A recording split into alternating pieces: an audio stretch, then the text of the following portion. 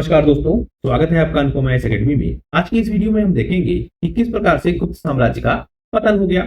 इससे पहले गुप्त साम्राज्य का उदय किस प्रकार से हुआ, उनसे संबंधित जो प्रमुख तथ्य हैं उनको हमने बहुत डिटेल से देखा है। गुप्त काल की जो वास्तुकला है, जो सांस्कृतिक विकास है गुप्त काल का, वह भी हम देख चुके हैं।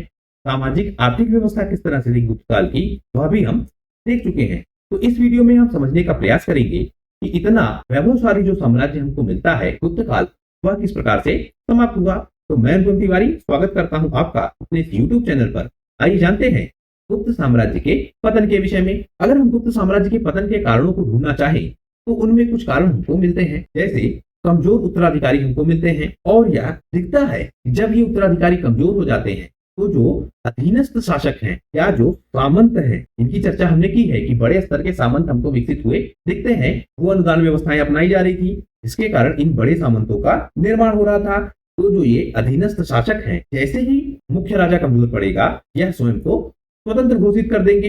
इनके कारण हम देखेंगे कि जो गुप्त साम्राज्य है वह पहले सीमित होगा, मतलब उसका क्षेत्र हमको सीमित होता हुआ दिखेगा। 475 से 530 ईस्वी के काल तक हम देखेंगे यह लगातार कमजोर होता हुआ हमको दिखेगा और छठी शताब्दी के मध्य तक जाते जाते, या हम कहें 550 ईस्वी तक जाते जाते, यह हमको समाप्त होता हुआ मिलेगा। दूसरा कारण अगर हम देखें, जो कि सबसे प्रमुख है, कि हुणों का आक्रमण होता है। और हुणों के आक्रमण में हम देखेंगे कि चंद्रगुप्त द्वितीय के बाद जो उसके उत्तराधिकारी हैं, मतलब गुप्त साम्राज्य के जो उत्तराधिकारी हैं, उनको हुणों के आक्रमण से एक बड़ी समस्या का सामना करना पड़ा। बहुत समय तक हुणों के आक्रमण से गुप्त साम्राज्य के राजा लड़ते रहेंगे, लेकिन अंत में जाकर जो हुण राजा है वह सफल हो जाएंगे और यह भी प्रमुख भूमिका अदा करेगा गुप्त साम्राज्य के पतन में। तो पहले के समय इनको पीछे ढकेलने में सफल रहेंगे गुप्त साम्राज्य के राजा, लेकिन कुमार गुप्त के बाद का जो साम्राज्य आएगा वह अपने साम्राज्य की रक्षा नहीं कर पाएगा इन हुणों के आक्रमण से,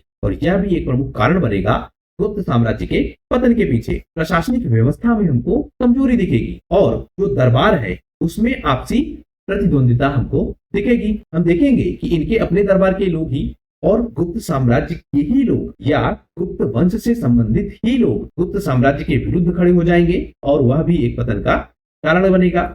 इसके अलावा कुछ विचारकों का मानना है कि जो बड़ी संख्या में ब्राह्मणों को भूदान दिया गया, वह भी गुप्त साम्राज्य के पतन के पीछे एक बड़ा कारण बना। एक एक को हम समझते हैं। सबसे पहले हुण आक्रमण। कमजोर उत्तराधिकारी हमने समझ लिया कि उत्तराधिकारी लगातार कमजोर होते हुए चले जाएंगे।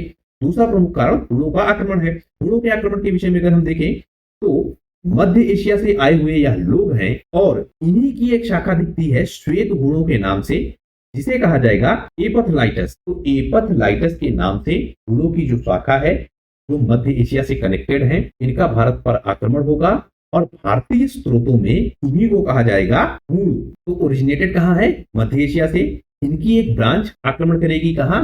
भारत पर। दूसरी ब्रांच आक्रमण करेगी कहाँ? यूरोप के क्षेत्रों पर, और वहां भी साम्राज्यों के समक्ष संकट को उत्पन्न करेगी। जो दूसरी शाखा है वही उत्तरी पश्चिमी सीमा को पार करते हुए सबसे पहले बैक्ट्रिया के क्षेत्र पर अधिकार करेगी और फिर हिंदू कुश पहाड़ियों को पार करेगी और भारत के क्षेत्रों पर प्रवेश करेगी। पहले के गुप्त शासक इनको पराजित करते रहेंगे, इनको पीछे धकेलते रहेंगे, लेकिन 5वीं सदी के अंत आते आते यह भारतीय क्षेत्रों में प्रवेश करने में सफल हो जाएंगे। हुणों का जो सबसे प्रमुख राजा हमको मिलता है तोड़मल, यह सबसे पहले उत्तर भारत के क्षेत्रों पर विजय प्राप्त करता है, यह हमको मिलता है और यह मध्य भारत के केरल क्षेत्र तक पहुंच जाता है, ऐसे उल्लेख भी हमको मिलते हैं।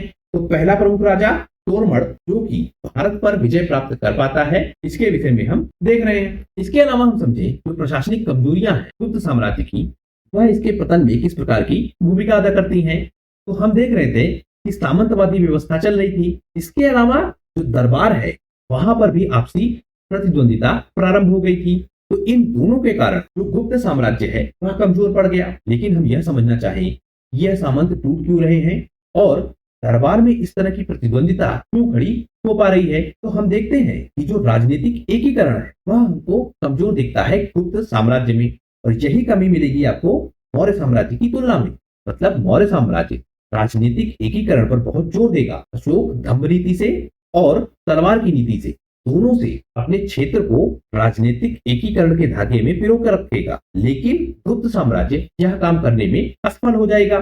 क्योंकि हम देखते हैं कि जब गुप्त साम्राज्य किसी स्थान विशेष को जीतता है या किसी क्षेत्र को जीतता है, तो जो वहां के राजा हैं उनको यह हराने के बाद उनके क्षेत्रों को वापस कर देता है। मतलब एक बार आक्रमण किया, आक्रमण करने के बाद वह राजा पराजित हो जाता था, या अगर उसने अधीनता स्वीकार कर ली, तो उन्हीं स्थितियों में ये गुप्त शासक क्या करते थे, उनको अपना सामंत नियुक्त कर देते थे और अधिकार क्षेत्र उन्हीं के कंट्रोल में दे देते थे। इससे क्या होता था, यह लगातार शक्तिशाली बने रहते थे। कौन? स्थानीय सामंत। मतलब जब तक ये कमजोर है तब तक गुप्त साम्राज्य के अंतर्गत है, तब तक गुप्त साम्राज्य को अपना नेतृत्वकर्ता मान लेते हैं।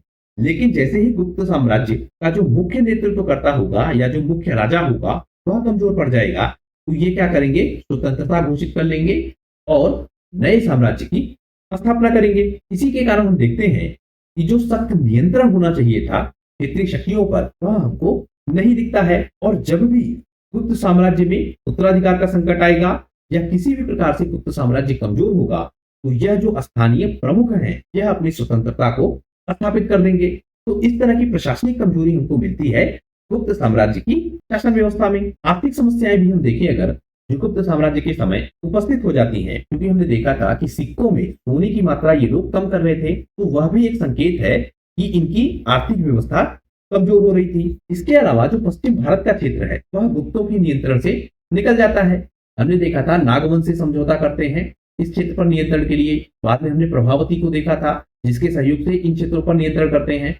बाद में ये सारे क्षेत्र गुप्त साम्राज्य के नियंत्रण से बाहर हो जाएंगे, और जब यह नियंत्रण से बाहर हो जाएंगे, पश्चिमी क्षेत्र का मतलब आप समझिए व्यापारिक स्थल, और जब व्यापारिक स्थल गुप्त साम्राज्य के नियंत्रण से बाहर हो जाएंगे तो गुप्त साम्राज्य का पश्चिमी भारत पर नियंत्रण कमजोर हो जाता है। इसके कारण जो टैक्स सिस्टम है, मतलब जो व्यापारिक स्थल है, इन पर नियंत्रण कमजोर हो जाएगा।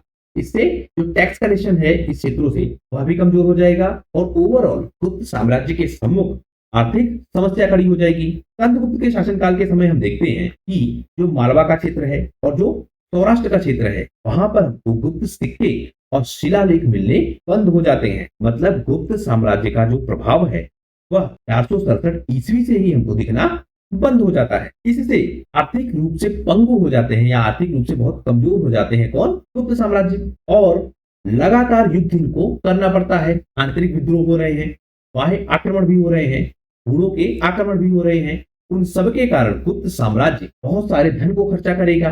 भाई सैन्य खर्च तो होंगे ही, जब इतने युद्ध अभियान होंगे, तो उन सबके कारण गुप्त साम्राज्य आर्थिक रूप से कमजोर हो जाएगा। उसके अलावा जो भू अनुदान की व्यवस्था है जिसकी चर्चा हमने की है, यह भी एक कारण बनता है गुप्त साम्राज्य के पतन के पीछे। कैसे? जो भी भू अनुदान दिए जा रहे थे उन पे जो राजस्व का नियंत्रण है और जो प्रशासनिक नियंत्रण है वह भी दे दिए जाते थे। इससे जो स्थानीय शासक हैं वह बड़ी मात्रा में हमको मिलते हैं और यही परिवर्तित हो जाते हैं किसके? सामंत के रूप में। और जब भी इनको ऐसी शक्ति मिलती थी कि यह केंद्रीय व्यवस्था का विरोध कर पाए, तो यह तुरंत विरोध कर देते थे और स्वतंत्र शासक के रूप में स्थापित हो जाते थे। इससे क्या होता था, जो राजस्व है वह स्वेच्छाकारी हो जाता था। मतलब जब भी मन हो राजस्व दो, और अगर राजा कमजोर है तो राजस्व ना दो, क्योंकि कलेक्शन का काम इन्हीं के पास था, स्थानीय शासकों के पास। तो इस तरह से भू अनुदान की जो व्यवस्था थी उसने जो केंद्रीकृत नियंत्रण व्यवस्था थी उसको कमजोर कर दिया, और अंत में जाकर इसने गुप्त साम्राज्य को ही कमजोर कर दिया और इसके पतन में प्रमुख भूमिका अदा की। सामंतवादी व्यवस्था का जन्म हो गया और उत्पादक वर्ग इससे सबसे ज्यादा शोषित हुआ। हमने देखा जो आपके कृषक हैं वह सबसे ज्यादा शोषित हो रहे हैं, जो आपके शिल्पकार हैं वह भी शोषित हो जाएंगे, और दास व्यवस्था हम देखें तो वह भी शोषित होते हुए हमको मिलेंगे। जो महिलाओं की स्थिति है वह भी हमको शोषित होती मिलेगी, जो महिला दास हैं वह भी हमको शोषित होते हुए दिखेंगे। तो इस तरह से जो ओवरऑल समाज का स्ट्रक्चर है उसमें एक बड़ा समुदाय ऐसा मिलेगा जो शोषित हो जाएगा। हमने चांडाल को देखा, चर्मकार को देखा, वह सब भी शोषण का शिकार हो रहे हैं। यह सारे लोग उत्पादन में प्रमुख भूमिका अदा करते थे। भाई दास आपका उत्पादन में भूमिका अदा करता था, कृषक, शिल्पकार, महिलाएं, यह सब उत्पादन में भूमिका अदा करती थी। तो जब इनका प्रयोग उत्पादन में नहीं होगा, इनका शोषण होगा, तो यह प्रभाव डालेगा ओवरऑल इकोनॉमिकल कंडीशन पर गुप्त साम्राज्य की, जिससे यह साम्राज्य कमजोर हो जाएगा। तो भू अनुदान की व्यवस्था ने भी गुप्त साम्राज्य को कमजोर करने में या उसको समाप्त करने में प्रमुख भूमिका अदा की। तो इस तरह से हम समझ पा रहे हैं कि वह कौन से प्रमुख कारण थे जिसके कारण गुप्त साम्राज्य समाप्त हो गया। आशा करता हूं इस शॉर्ट वीडियो में आप समझ पाए होंगे कि गुप्त साम्राज्य की समाप्ति के पीछे प्रमुख कारण कौन से हैं। अगर यह वीडियो आपको पसंद आया है तो प्लीज शेयर कीजिए अपने दोस्तों के साथ, सब्सक्राइब कीजिए इस चैनल को, जिससे हम लोग ज्यादा से ज्यादा लोगों तक अपनी पहुंच को बना सकें। आपका हमसे जुड़ने के लिए बहुत बहुत धन्यवाद। आपका दिन शुभ हो।